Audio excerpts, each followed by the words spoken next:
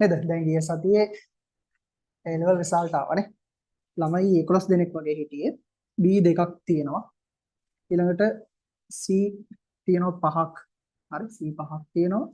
S තුනක්. ආයෙ fail ළමයිකුත් ඉන්නවා. හරි. බොරු කියන්න ඕනේ. එතකොට මේ වගේ රිසල්ට් එකක්. ඒ වගේ රිසල්ට් එකක් දාන්න හරිද? ඔයාලට සෑහෙන්න මහන්සි වෙන්න. හරි. නිකන් නම් මේ වැඩේ කරන්න බෑ. හරි. ඔයාලා ගාව තියෙන්න ඕනේ පොඩි මේකක්. මොකක්ද? කප් එකක්. හරි. කප් එකක් තියෙනවා. මේ කප් එක ඔයාලා ගාව හැමදාම තියෙන්න ඕන කප් එකක්. හරිද? මොකද්ද මේ කප් කියලා කියන්නේ? C කියලා කියන්නේ concentration. හරි? concentration. ඔයාලා ක්ලාස් එක ඇතුලේ ඉද්දි හරිද? මේ පැය 4 5.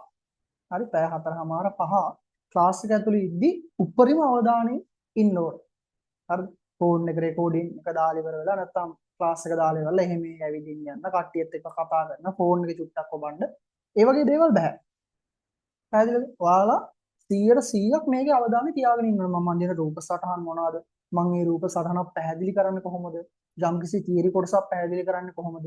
ඒක මතක තියාගන්න මොනවා හරි කෙටි ක්‍රමයක් දෙනවා නම් ඒක කොහොමද? මේක ඇතුළේ වල 100% අවබෝධය තියාගෙන ඉන්න ඕනේ. හරිද? මම කියන්නේ මේ කියන්නේ මම දෙයක් කිව්ව ගමන් තේරෙන්න ඕන කියන එක නෙමෙයි. පැහැදිලිද? දැන් මම සමහර තියරි කොටසක් පැහැදිලි කරද්දි මෙතන සමහර ළමයි ඉන්නවා එකපාරක් අහපු ගමන් සුපිරියටම ඔලුවට යනවා. සමහර ළමයින්ට එහෙම නැහැ. හැබැයි ඔයාලා මොකද්ද කරන්න ඕනේ?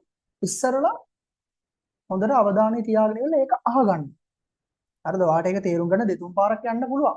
හරිද? හැබැයි හරියට අවධානය තියාගෙන අහගන්න ඕනේ. ඒක තමයි පළවෙනි වැඩේ. හරිද? දෙවෙනි එක. U කියන්නේ මොකද්ද? U කියලා කියන්නේ understand. හරි? understand. ඔයාලා පන්ති ඉන්න වෙලාවේදී අන්න හොඳට අවධානය තියාගෙන අහගෙන ඉන්නවා. ඒ ගමන් ඔයාලට තේරුම් ගන්න පුළුවන් දේවල් ඔයාලා එවිල තේරුම් ගන්නවා. සමහර වෙලාවට සමහර තීරු කොටස් නේ එක එක්කිනාගේ මට්ටම් අනුව සමහර වෙලාවට එක ළමෙක්ට එකපාරක් කියව ගමන් තේරෙන්නේ නැති වෙන්න පුළුවන්. නේ? එතකොට ඔයාලා මොකද්ද කරන්න ඕනේ? ක්ලාස් එකේ ඉවරුනාට පස්සේ නැවත මේ දේවල් බලන්න ඕනේ. හරි? නැවත මේ දේවල් මේ මොනවද කිව්වේ කියලා තේරුම් ගන්න ඕනේ. මේ කියන්නේ මොකද්ද? ප්‍රැක්ටිස් එක. ඔයාලා කොච්චර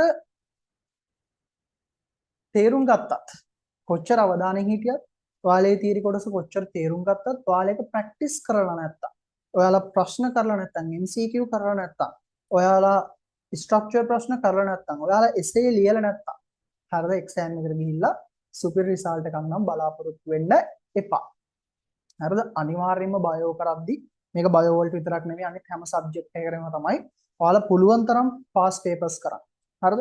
පුළුවන් තරම් විවරණ ලියන්න. ඒ කොටස් වල දාලා. ඔයාලා තාම මුල් කාලේ ඉන්නේ. හරිද? ඔයාලා තාම මුල් කාලේ ඉන්නේ. ඔයාලා තව කල් තියෙනවා. ඒ නිසා පුළුවන් තරම් විවරණ ලියන්න. හරිද? ඔය ෆිසික්ස් වල එහෙම රෝසස් වගේ විවරණ තියෙනවා. පුළුවන් තරම් විවරණ කියවන්න. පුළුවන් තරම් තනියෙන් විවරණ ලියන්න. පුළුවන් තරම් ගණන් හදන්න. පුළුවන් තරම් බයෝ වල එහෙම තියෙන රූප සටහන් ඇඳලා මම ඔයාලට හැම එකටම කියනවනේ. මෙන්න මේ රූප සටහනේ මේ අදාළ තියරිය මතක තියාගන්න. මෙන්න මේ විදිහට තමයි මේ දේවල් ටික එන්නේ. පුළුවන් තරම් රූප සටහන් අඳින්න. පුළුවන් තරම් ෂෝට් නෝට් ගහන්න. හරිද? පුළුවන් තරම් එසේස් ලියන්න. මම කියනවනේ හැමදාම දෙන එසේ එක. හරිද?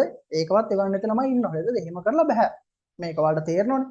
දාලා නිකන් වටේ පිටේ එහෙම පොඩ්ඩක් හොයලා බලන්නකෝ මේ රිසල්ට් එහෙම කොහොමද කියලා. හරි? ගොඩක් ළමයින්ට අඩුයි. දැන් ඔය කතා වෙන්නේ අයිලන්පස් අනම්මනන් ටික විතරයිනේ කතා වෙන්නේ. හරිද? උතන ෆේල් වෙච්ච ළමයි ඉන්නව බර ගන්න. හරි?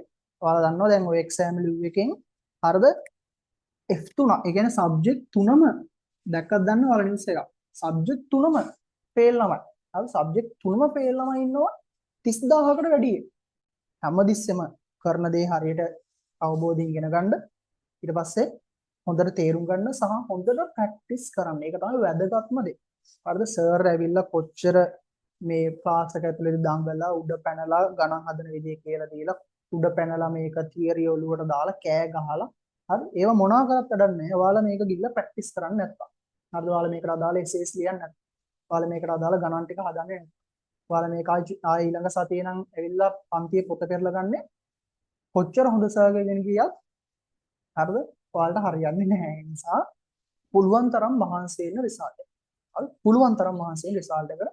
ඒතර ඔයාලට වරදින්නේ නැහැ. හරිද? වගකීමෙන් කියන්නේ වරදින්නේ නැහැ රිසල්ට් එකට මහන්සි වුණොත් නම්. හරිද? කරන්න තියෙන දේවල් ටික කරොත් හරියට දේවල් ටික තියරි ටික තේරුම් ගත්තොත් සහ වැදගත්ම දේ සබ්ජෙක්ට් තුනම බැලන්ස් කරන්න ඕන. හරි සබ්ජෙක්ට් තුනම බැලන්ස් කරන්න ඕන. එකක් විතරක්ද? ඒ නිසා පට්ටර මහන්සිය. පට්ටර. ඕන කෙනෙක්ට මහන්සි වෙන්න පුළුවන් යක්කු වගේ වැඩ කරන්න මේ ගෑන් ළමයි දෙන්නේ. හරි කොල්ලොන්ට බැරි නෑ. හරි කොල්ලොන්ට මහන්සි වෙන්න ගත්තාම සුපිරියට මහන්සි වෙන්න පුළුවන්.